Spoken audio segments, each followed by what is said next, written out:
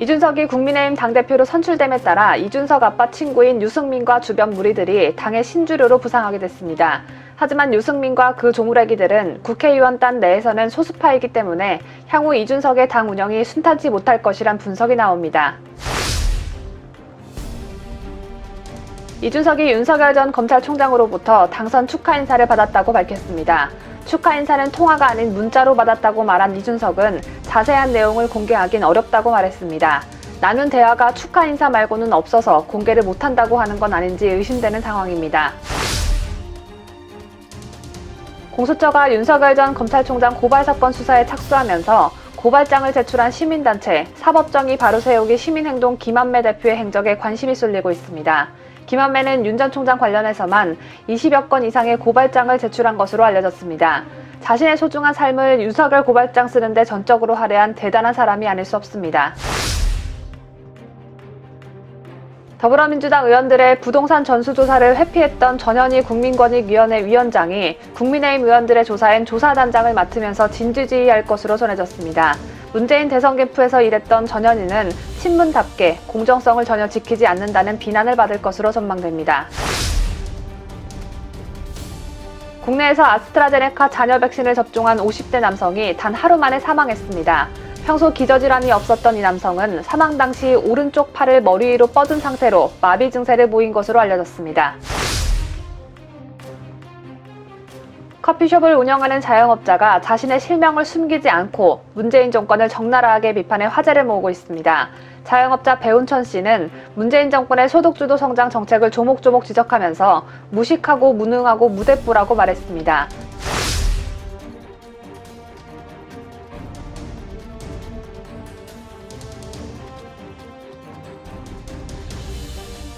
시청자 여러분, 편안한 주말 보내셨습니까? 뉴스데일리 베스트 민앵커입니다. 결국 국민의힘의 당대표로 이준석 후보가 당선됐습니다. 지난 주말 언론에선 온통 이준석 후보가 당선된 국민의힘 전당대회 뒷이야기로 가득 찼는데요. 저선 표면적으로는 1969년 김영삼 신민당 의원이 대선 후보 경선에 뛰어들겠다고 선언하고 뒤이어 1971년 7대 대선에 김대중이 출마하여 파란을 일으킨 40대 기수론보다 이준석의 당대표 당선은 연령적 측면에선 한층 더 젊어졌습니다. 30대도 거대 정당의 대표가 될 수 있다는 이정표를 세웠다는 점에선 높이 평가할 만한 일입니다. 하지만 이번 국민의힘 전당대회 과정이 과연 공평했느냐는 문제는 따져볼 문제라고 생각하는데요. 조중동을 비롯한 기성 언론은 유독 이준석 후보에게 무비판적 태도로 일관했습니다. 다른 4명의 중진 후보는 낡고 구시대적이라는 점을 은근히 부각하면서 이준석 후보는 신선하고 새 것이고 참신하다는 점을 언론이 나서 적극 홍보하기 바빴죠. 때문에 이준석 당선의 1등 공신은 조중동을 비롯한 기성 언론이라고 봐도 과언이 아닐 것입니다. 어떤 선거이든 간에 선거 과정은 선거에 나선 후보들을 검증하는 시간입니다. 여기서 말하는 검증이란 과거의 의미에서 그 후보가 걸어온 길이 될 수도 있고 미래의 의미에서 앞으로 그 후보가 걸어갈 미래를 예상해보는 걸 뜻하겠죠.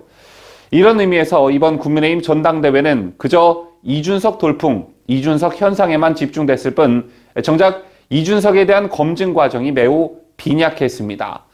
때문에 이준석 신임 당대표는 이제부터 본격적인 시험대에 올랐다고 볼 수 있고 관심도가 높고 또 기대치가 높은 만큼 그 부담감도 상당할 거라고 보는데요. 사실 이준석 대표는 박근혜 기조로 20대에 바로 중앙정치로 입문해 방송 출연으로 인지도를 높였을 뿐 딱히 정치적 영향을 보여준 적이 없습니다. 이준석 대표는 당선 수락 연설에서 당직 임명에 경쟁 시스템을 도입하겠다고 했지만 정작 본인이 정치에 발을 들였던 계기는 본인 아버지의 친구인 유승민의 소개, 즉 아빠 찬스였고 그 이후에도 바른정당, 바른미래당, 새로운 보수당, 그리고 다시 미래통합당에 복귀할 때까지 유승민 밑에 계속 있었습니다. 때문에 전당대회 과정에서도 유승민 계파 논란이 있을 수밖에 없었던 것입니다. 이준석 대표의 당선 후 지난 주말 언론에서는 이준석 신임 당대표가 성공하려면 무엇 해야 한다, 무엇 하지 말아야 성공한다라는 기사들과 종편 패널들의 발언이 넘쳐났지만 이준석에게 가장 선행돼야 할 점은 무엇보다 유승민의 그늘에서 벗어나는 일입니다. 혹여나 이미 실패한 바른정당, 바른미래당, 새로운 보수당에서 유승민과 함께 해보려 했던 그 무언가를 다시 시도한다던가 또는 내년 대선을 앞두고 유승민 대통령 후보 만들기에 잔머리를 굴린다던가 혹여나 이준석이 그런 모습을 보인다면 이는 곧 내년 대선을 앞두고 야권이 분열되는 그 시발점이 될 것이고 이준석은 좌파 정권 재창출의 1등 공신이 될지도 모르는 일입니다. 때문에 저는 첫째도 둘째도 셋째도 이준석 얼굴에 드리워져 있는 유승민의 그림자를 지우라는 말을 꼭 해주고 싶습니다. 문신처럼 깊게 박혀 지워지지 않는다면 그 자체로 당대표 자격이 없는 것이기 때문입니다. 국민의힘 이준석 대표가 국민의힘 전당대회에서 새 당대표로 선출됨에 따라 유승민의 옛 새로운 보수당 계열이 당의 신주류로 부상하게 됐습니다. 하지만 찻잔 속 태풍에 그칠 거란 전망이 우세한데요. 왜 그런지 오늘 첫 소식 강추천 기자가 보도합니다. 지난 2011년 20대 한나라당 비상대책위원으로 화제를 모았던 이준석 클라스 스튜디오 대표는 조선일보와 인터뷰에서 국회에서 인턴을 한 적 있느냐는 질문에 처음에는 누가 그런 말을 하느냐며 그런 적 없다고 말했습니다. 그러나 그 이후 통화에서는 아까는 정신없이 전화를 받다 보니 그렇게 말했었는데 인턴 근무한 사실이 있다고 밝혔다고 보도했는데요. 그 후 이준석 의원은 한겨레와 통화에서 하버드대 1학년 재학하던 2004년 6월부터 약 3개월간 유승민 의원실에서 여름방학을 이용해 인턴으로 근무했다고 공식적으로 인정했습니다. 이처럼 증권회사에 다니는 이준석 대표의 아버지와 유승민 의원은 친구 사이인 것으로 확인됐고 정치 입문부터 지금까지 당적을 여러 번 바꾸는 과정에 유승민 의원과 함께했기에 이준석 대표에겐 유승민계라는 말이 꼬리표처럼 따라붙었습니다. 이준석 대표가 국민의힘 새 당대표로 선출됨에 따라 옛 새로운 보수당 계열이 주목받고 있습니다. 지난 11일 열린 전당대회에서 이준석 대표는 본인뿐만 아니라 새로운 보수당에서 함께했던 김용태 청년 최고위원도 동반 당선시켰는데요. 김용태 청년 최고위원은 전당대회 직전 마지막 주말에 이준석 대표와 함께 강원도 일정을 소화하는 등 이번 당권 경쟁 과정에서 사실상 이 대표와 한 배를 탔습니다. 새보수당에서 공동청년 대표를 맡았던 90년생 김용태 청년 최고위원은 향후 최고위 내에서 같은 새보수당 출신인 85년생 이준석 대표의 든든한 우군이 될 전망입니다. 전당대회를 통해 당권을 접수한 신주류는 정원 9명인 최고위 내에서도 4명까지는 무난히 영향력을 확보할 수 있을 것으로 예상됩니다. 선출직인 이준석 대표와 김용태 청년 최고위원 외에 당원 제31조 2항 5호에 따라 이 대표가 최고위원 1명을 지명할 수 있고 또 당원 제68조 3항에 따라 정책위의장도 이 대표가 임명할 수 있기 때문입니다. 다만 이번 전당대회에서 함께 선출된 나머지 최고위원 중에서는 딱히 새보수당계 신주류로 분류할 만한 인사가 없습니다. 이와 관련해 국민의힘의 한재선 의원은 이 대표와 정치적 동지관계라고 할 만한 신주류를 아직 명확히 구분짓기는 어렵지만 전당대회 직전이었던 지난 4월 30일에 치러진 원내대표 경선 결과가 하나의 지표가 될 수 있다고 말했는데요. 당시 유승민계인 유이동 의원을 찍은 의원은 당 소속 의원 101명 중에서 17명에 불과했습니다. 이 밖에 이준석 대표가 원외 당대표라는 점에도 주목할 필요가 있습니다. 의원단 내에서 훨씬 우군이 많았던 홍준표 대표와 황교안 대표도 원외 당대표로서 당 운영에 어려움을 겪었기 때문입니다. 홍준표 대표는 김성태 원내대표가 선출될 때 1차에서 과반 득표로 끝낼 정도로 의원단 내의 우군을 확보했으나 이주영, 나경원, 유기준, 정우택 의원 등 중진 의원들이 중진연석 회의를 결성하는 등 비주류 활동에 나서면서 구심력이 붕괴됐습니다.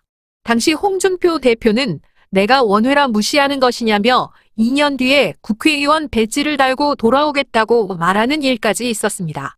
또한 황교안 대표가 1년의 임기 동안 사무총장을 3명이나 개임하고 임기 막판 극한 투쟁으로 어수선한 상황 속에서도 나경원 원내대표 찍어내기 논란에 휘말렸던 것도 당 운영 과정에서의 어려움이 수면 위로 드러난 사례로 볼 수 있습니다. 국민의힘 관계자는 이준석 대표가 바람을 타고 전당대회에서 당선된 지금 기세가 정점에 있지만 향후 당 운영 과정에서는 굉장히 수준 높은 정치력이 요구될 수 있다며 정치는 머리나 입으로 하는 게 아니라 가슴으로 한다는 말처럼 당내 의원들과의 진정성 있는 소통이 중요할 것 같다고 조언했습니다. 자유대한민국을 수호하는 유대배 강추천입니다. 이준석 신임 국민의힘 당대표가 전당대회 과정에서 안철수의 국민의당 대표와 악연을 직접 언급했고 안철수 대표를 향해 쌍욕을 했던 녹취록이 공개되기도 했었죠. 국민의당 측에서도 이 대표에 대해 외관만 청년이라며 부정적인 인식을 드러낸 만큼 수월한 합당을 기대하긴 힘들다는 예측이 지배적이었습니다. 이런 가운데 이준석 대표, 안철수 대표가 지난 12일 서울 노원구 상계동에서 1시간가량 비공개 회동을 한 것으로 전해졌습니다. 양당 대표들은 이날 배석자 없이 합당에 대한 의견을 주고받은 것으로 알려졌지만 이날 회동에서 구체적인 논의는 진척되진 않은 것으로 알려졌습니다. 당대표 당선 직후 국민의당 안철수 대표를 가장 먼저 만난 건 이준석 대표가 당대표로서 합당이라는 성과물을 내야 하는 과제를 맡았고 합당에 쏠린 우려와 걱정이 제기되고 있는 만큼 개인적 앙금을 뒤로하고 합당 논의에 적극 나선 것으로 보여집니다. 이준석이 국민의힘 당대표 취임 후 곧바로 윤석열 전 검찰총장과 직접 소통했다고 밝혔습니다. 어제였던 13일 이준석은 매일경제와의 인터뷰에서 윤 전 총장으로부터 축하 인사를 받았다, 직접 문자가 왔다고 말하면서도 자세한 내용을 공개하긴 어렵다고 말했습니다. 한편 이준석은 대선을 앞두고 가장 관심을 갖고 있는 화두가 호남이라고 밝혔습니다. 이준석은 김종인 전 비대위원장 체제하에서 호남에 대한 치유와 과거에 대한 반성이 있었다며 이제는 호남의 지역 경제를 어떻게 살릴 것인지에 대한 부분을 구체적 행보로 보여드리려 한다고 말했습니다. 김종인 전 위원장의 호남 행보를 극찬하면서 김종인처럼 자신도 그렇게 하겠다는 계획을 시사한 것인데 김종인 전 비대위원장 역시 이준석을 극찬했습니다. 이준석 국민의힘 신임 당대표와 쿵짝쿵짝이 잘 맞아 보이는 김종인 전 국민의힘 비상대책위원장은 국민의힘에 희망이 있을 것이라고 말했습니다. 앞서 이준석은 국민의힘 당대표 후보 중 유일하게 김종인 전 비대위원장을 다시 모셔올 수도 있다는 뉘앙스를 팍팍 풍겼고 당대표가 되고 나선 김종인 전 비대위원장을 대선 후보 선출 후 모시겠다는 발언을 했었죠. 김종인으로선 이준석이 자신을 모셔준다는데 이준석이 얼마나 예뻐 보일까요? 어제였던 13일 김 전 위원장은 매일경제와 통화에서 이준석 당대표가 당선되면서 국민의힘에 희망이 생겼냐는 질문에 희망이 있을 것이라면서 이 대표가 잘할 거다, 내가 보기엔 일반 사람이 생각하는 것보다 잘할 것이라고 극찬했습니다. 김종인 전 위원장은 이준석 대표와 통화했다고 밝히면서도 이 대표가 김 전 위원장을 반드시 당으로 모시겠다고 한 데 대해선 구체적으로 말한 게 없다. 엊그제 당대표 된 사람이 뭐 그런 얘기를 하겠나 라고 말했습니다. 또 이준석 대표에게 조언을 했냐는 질문에도 내가 뭐라고 할 필요가 없다. 이제 막 대표가 됐으니 자기 나름대로의 생각이 있을 것이라며 이준석을 향한 믿음을 드러냈습니다. 정치권을 떠날 생각이 없어 보이는 황교안 전 미래통합당 대표가 경북 경주시 월성원자력 발전소를 방문한 후에 대구로 가서 대구 지역 기자들을 만났습니다. 황 전 대표는 경북을 비롯한 대구 행보의 이유를 국민의 가장 아픈 부분들을 전국을 다니면서 현장을 보고 관련 정책을 가다듬으려 한다고 설명했습니다. 정책을 가다듬으려 한다. 현재 그 어떠한 직책도 맡고 있지 않은 황 전 대표가 무슨 자격으로 어떻게 정책을 가다듬고자 하는 것일까요? 황교안 전 대표는 13일 탈원전 정책으로 지역 주민들이 많은 고통을 받고 있다며 원전 문제는 경제, 민생 문제이며 지역 발전에 힘이기에 가장 먼저 경북 월성원자력 발전소를 방문했다고 말했습니다. 국민의힘 당내 대권 경선에 대해선 올해 안에 여러분이 나서서 정권 교체를 위해 노력하는 것이 바람직하다. 많을수록 좋다며 당 밖에 있는 뜻을 같이 하는 분들이 들어와야 한다고 황 전 대표는 말했습니다. 황 전 대표 본인의 대권 도전 질문에 대해선 애매모호한 답변을 했습니다.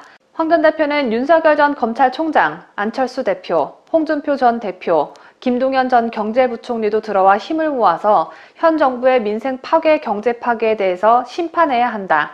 저도 그 한 부분의 역할과 책임감을 느끼고 하겠다고 했습니다. 그러면서 제가 이대로 앉아있을 수는 없지 않냐. 정권 교체를 위해서 제 책임을 다하겠다고 강조했습니다. 황 전 대표는 구체적인 대권 도전 선언 시기를 묻자 정권 교체를 위해서 모든 것을 다할 것이다.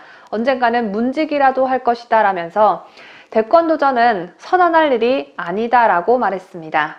대권 도전 선언을 하지 않고 은근슬쩍 대권에 뛰어들겠다는 것인지 문직이 역할만 하겠다는 것인지 헷갈리는 발언이 아닐 수 없는데 앞으로의 상황을 지켜보면서 간을 보겠다는 뜻으로 해석되기도 합니다. 전생에 무슨 왼수를 진 것일까요? 아니면 못 잡아먹어서 안달난 어떤 특별한 이유라도 있는 것일까요? 바로 윤석열 전 총장을 대하는 추미애 전 법무부 장관 이야기입니다.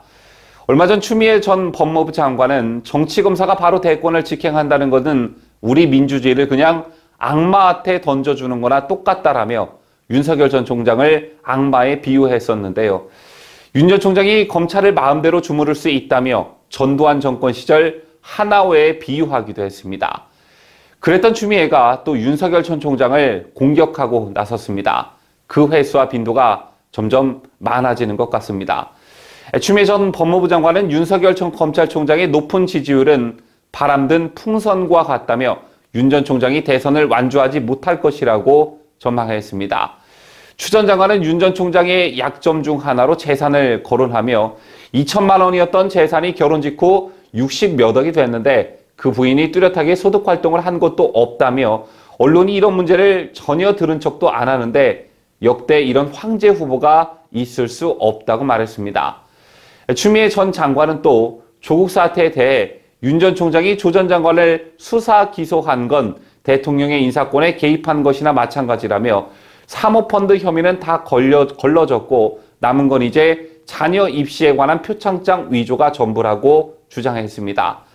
한편 추 전 장관은 자신의 차기 대선 출마설에 대해서는 이달 안에 출마 여부를 결정할 것이라고 밝혔는데요. 그는 많은 분들이 대선에 나오라고 저에게 직간접적으로 말씀을 주셔서 여러 준비 상황을 저도 점검하고 있다며 대선에 나온다는 게 쉬운 문제는 아니므로 점검 과정을 거쳐서 진지하게 말씀드릴 것이며 이달을 넘기지는 않을 것이라고 답했습니다. 지난주 공보 담당자로 이동훈 조선일보 논설위원을 지정한 윤석열 전 검찰총장이 추가 인선을 내정했습니다. 복수의 언론에 따르면 윤 전 총장 측 관계자는 이동훈 전 조선일보 논설위원 외에 전 동아일보 기자 출신인 이상록 국민권익위원회 홍보 담당관을 대변인으로 추가 내정했다며 이번 주부터 활동하게 될 것이라고 밝혔습니다.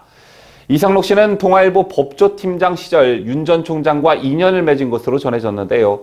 고려대 신문방송학과를 졸업하고 서울신문, 한겨레, 동아일보 등에서 기자로 일한 이상록 씨는 이후 CJ 계열 케이블 방송사인 TVN에서 시사교양 책임 프로듀서로 근무하다 지난해 6월 권익위로 자리를 옮겼고 지난 10일 13일자로 퇴직한다는 문자 메시지를 권익위 출입기자들에게 보낸 것으로 알려졌습니다. 이로써 윤석열 공보팀이 조선 동아일보 출신 기자 2명으로 진용을 갖추게 됐다는 보도가 이어졌는데요. 이동훈 조선일보 논설위원회 경력을 조선일보의 방점을 찍은 것에 이의를 제기하는 사람은 없었으나 이상록 전 기자의 대표 경력을 동아일보 출신 기자의 방점을 찍은 건 무리가 있다는 지적도 제기됐습니다. 변희재 미디어워치 대표 고문은 이상록은 동아일보는 잠시 거쳐갔을 뿐이고 입사 당시 좌경화돼 있던 서울신문, 한겨레 그리고 역시 친문 노선의 CJ 방송사 그리고 문재인의 국민권익위 홍보관 등등 철저히 친문 좌익 문재인 정부 인사인데 이걸 동아일보 출신이라며 경력을 세탁해버린다며 이는 윤석열이 친문 좌익 문재인 정부와 끈끈한 연이 있다는 걸 숨기고 보수 세력을 속이고 있다는 취지의 주장을 하기도 했습니다. 공수처가 윤석열 전 검찰총장 고발 사건 수사에 착수하면서 이런저런 말들이 많은 가운데 고발장을 제출한 시민단체 사법정의 바로 세우기 시민행동 김한매 대표의 행적에 관심이 쏠리고 있습니다. 이 사람의 직업을 전문 고발자로 봐도 무방할 듯한데요. 이 사람의 고발 건수도 건수지만 윤석열 전 총장 등 주로 반문, 야당 인사에만 고발이 국한된 것도 특징입니다. 보도에 강혜국 기자입니다. 시민단체 사법정의 바로 세우기 시민행동 김한배 대표는 지난해 7월 검언 유착 의혹과 관련해 윤 전 총장을 직무유기 혐의로 처음 고발한 것을 시작으로 지금까지 윤 전 총장 관련해서만 20여 건 이상의 고발장을 제출했습니다. 그는 지난 10일 공수처의 윤 전 총장 수사 소식이 전해지자 자신의 유튜브 방송에서 그동안 윤석열 고발장을 검찰에 14번, 공수처에 10번 냈는데 역시 공수처는 달랐다며 드디어 윤석열이 형사 피의자가 됐다. 기뻐해달라고 감격했습니다. 그러면서 이제 윤석열은 대선 후보이기도 하지만 피의자이기도 하다며 조국의 시간이야말로 촛불 시민 반격의 시간이다. 윤석열은 검증의 시간이 왔다고 덧붙였습니다. 김한배 대표는 지난달 이성윤 서울중앙지검장의 공소장을 언론에 유포한 검사를 공무상 비밀누설 혐의로 공수처에 고발했고 공수처는 이 고발 사건을 사모사건으로 정하고 수사에 착수했습니다. 또한 지난 4월 정경심 동양대 교수의 입시 비리 사건에서 검찰이 기소권을 남용했다며 윤 전 총장과 한동훈 검사장을 공수처에 고발했는데요.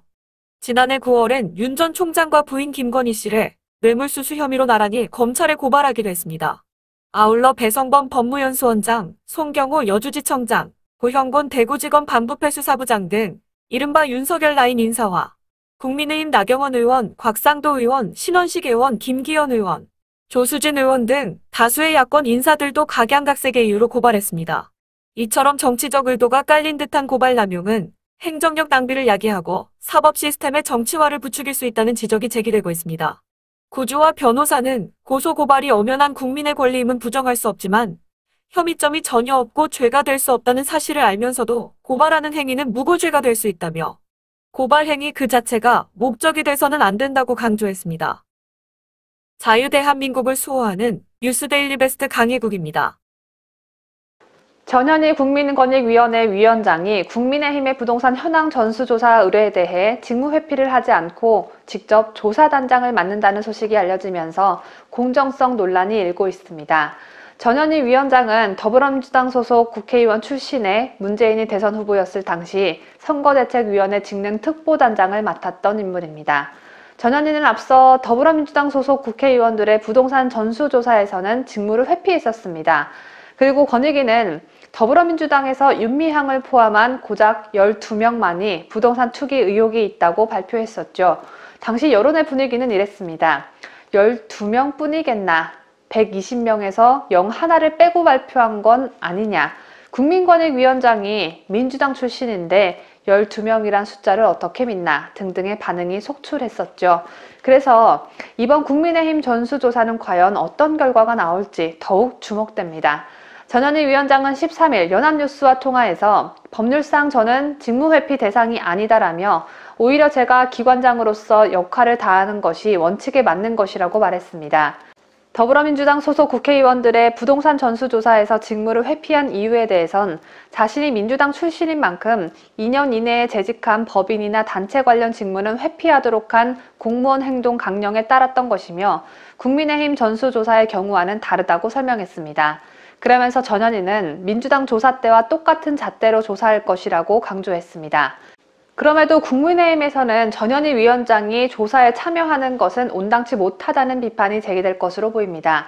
실제로 전현희 위원장은 정의당, 열린민주당 등 비교섭 5개 당의 전수조사 의뢰에 오해의 소지가 없어야 한다며 직무 회피를 했는데 유독 국민의힘 조사에만 빠지지 않는 것은 납득하기 어렵다는 이유에서입니다. 한편 권익위원회는 국민의힘 소속 국회의원 대상 부동산 전수조사건을 21일로 예정된 전원위원회에서 의결한 뒤 본격적인 조사에 착수할 예정입니다. 아스트라제네카 백신을 접종받은 50대 남성이 단 하루 만에 숨지는 일이 벌어졌습니다. 백신 접종 바로 직후에는 별다른 이상 증상이 없었는데 접종 이튿날 직장에 정상적으로 출근했다가 변을 당한 것으로 알려졌습니다. 전북 익산에 사는 52살 A씨는 지난 10일 오후 2시께 익산시 모현동의 한 병원에서 잔여 백신을 접종받은 뒤 11일 오후 9시께 숨졌습니다. 유족에 따르면 A씨는 백신 접종 당일에는 아무런 이상 증상이 없었습니다.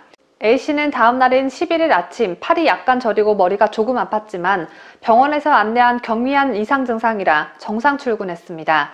이후 오후 2시께 열이 37.8도로 오르면서 증세가 심해져 조퇴를 했고 집에서 저녁 식사 후 잠이 들었다가 의식을 잃었습니다.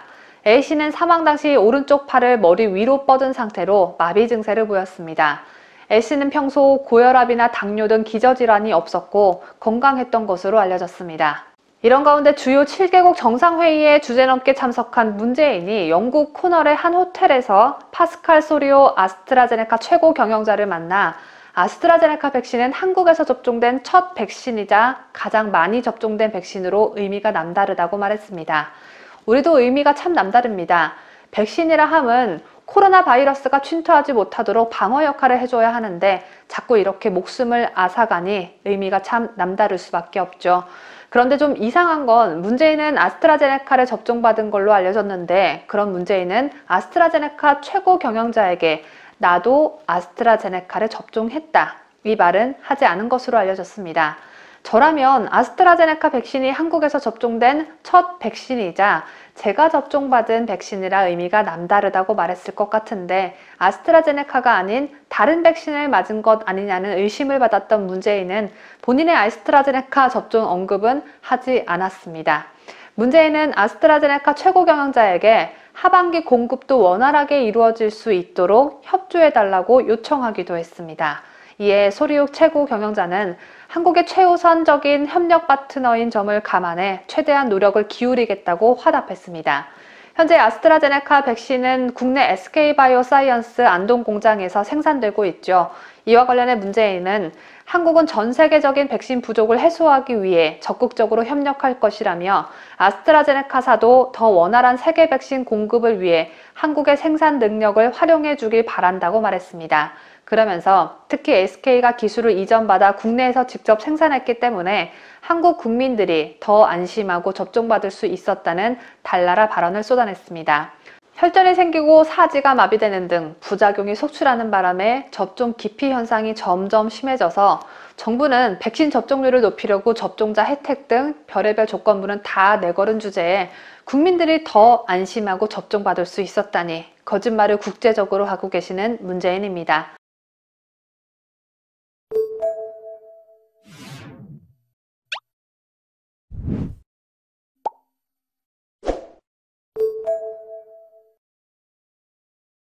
국내 화이자 백신으로 알려진 미국 제약사 화이자와 독일 바이오엔테크가 공동 개발한 코로나19 백신이 이르면 8월부터 중국에서 생산될 것으로 보여집니다.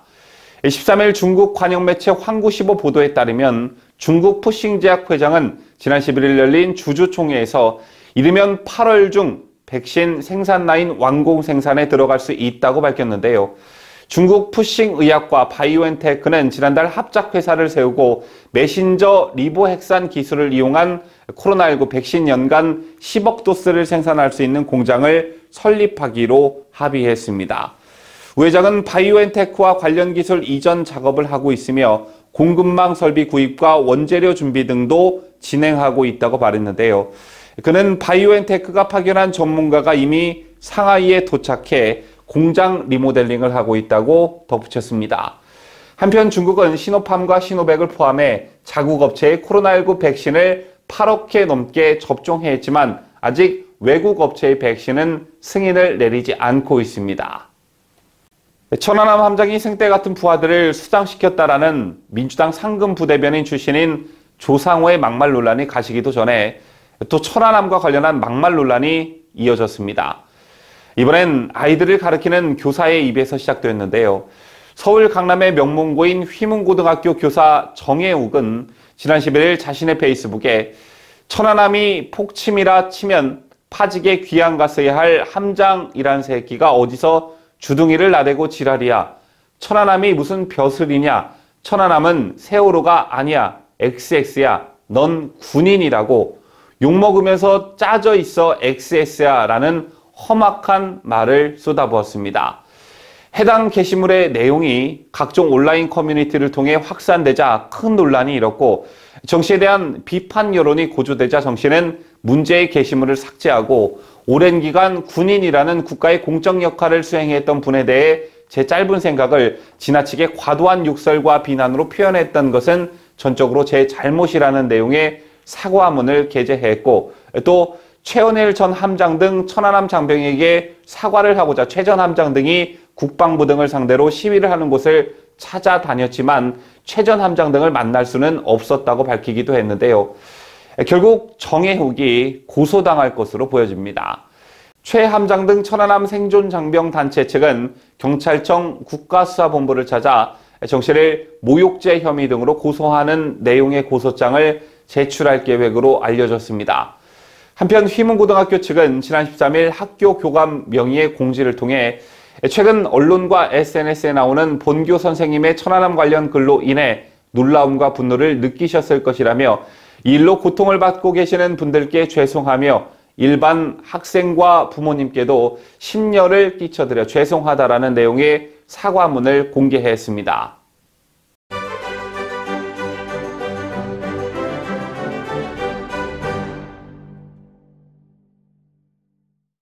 저희가 준비한 소식은 다 전해드렸습니다. 지난 금요일 종합뉴스 영상에 구독자 여러분께서 남겨주신 댓글을 소개합니다. 먼저 6월은 호국보훈의 달 자유대한 화택님께서 송영길아, 너네는 한 번도 안 겪어본 거라 좋아하잖냐 해서 검찰총장이 대통령 해보려는 거다라며 검찰총장을 했던 인사가 대통령이 되는 경우는 없다고 말한 송영길을 지적해 주셨습니다. 다음으로 비와당신님께서 전라도에서 일어났으니 건물 붕괴 희생자들은 5.18과 세월호에 상응하는 보상을 받겠네 라는 예측을 해주셨습니다. 오늘 소개해드린 두 분 외에도 댓글 남겨주신 모든 분들께 감사하다는 말씀드립니다. 활기찬 한 주 보내시길 바랍니다. 저는 내일 오전 7시에 다시 찾아뵙겠습니다. 끝까지 함께 해주신 여러분 대단히 고맙습니다. 뉴스데일리 베스트는 구독자 여러분의 소중한 구독료를 운영합니다. 여러분의 자발적 구독료 참여를 기다립니다.